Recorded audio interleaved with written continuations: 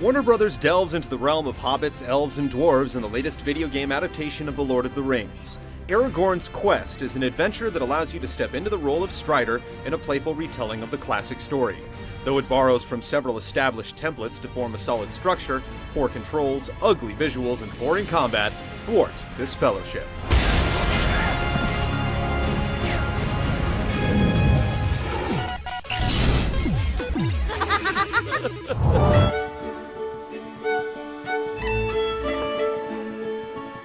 Aragorn's Quest takes many liberties with the Lord of the Rings story.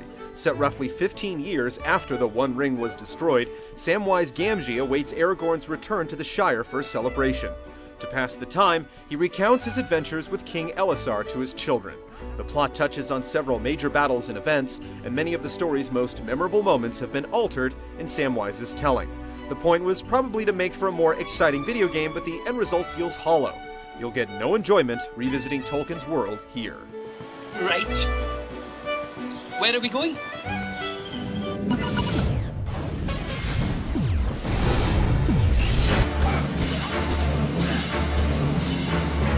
The story of Aragorn's adventures to save Middle-earth spans 8 chapters. Players take on the role of Aragorn, though you'll play as Sam's son Frodo during the segments between each chapter. There's support for 2-player co-op in each level, allowing for 1 player to drop in or out at any time as Gandalf. Levels contain several key objectives that must be fulfilled in order to progress, with optional side quests to encourage exploration. Tasks are diverse. The game feels like a hybrid of World of Warcraft meets Zelda at times. Many levels are expansive and serve as open-world environments, while others are more linear.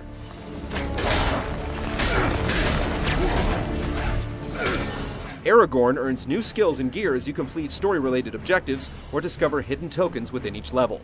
Many skills are passive, increasing attributes like your item capacity or offensive and defensive capabilities, but a few grant new moves that you execute by charging your strength gauge.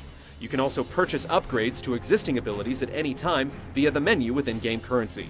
It's nothing too complex, but it's just enough to give you a sense of accomplishment as you march closer to the Black Gates of Mordor. Aragorn's Quest will run you about 10 hours to complete, though there's plenty of replay value if you hope to unearth every secret and collect every last item. Provided, of course, you can muster the will to battle with the faulty controls.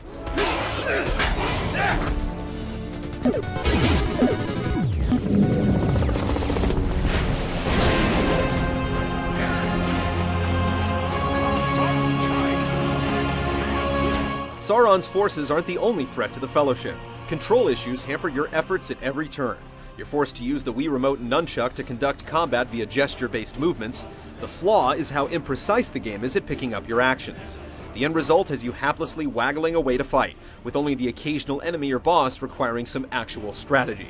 It's not just the basic combat that's an issue. Fighting on horseback and using secondary weapons are implemented in just as poor a fashion. The bottom line is that combat is not fun, and enemies are typically a cakewalk. Even just getting around is a pain, as there's no real camera control, and in vast open environments such as these, you'll sorely miss it. The general lack of polish rears its head in numerous ways. It's way too easy to get caught up in the geometry, for instance, and nearby enemies routinely interrupt your conversations with NPCs. Greetings!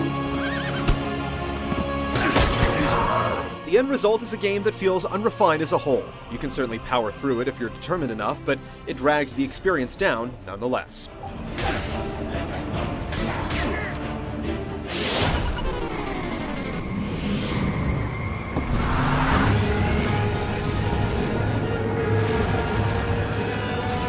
Given the richness of the source material, Aragorn's Quest sure does look drab.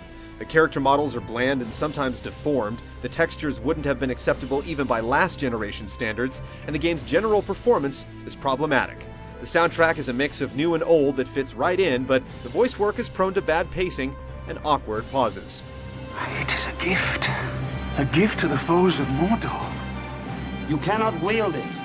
None of us can.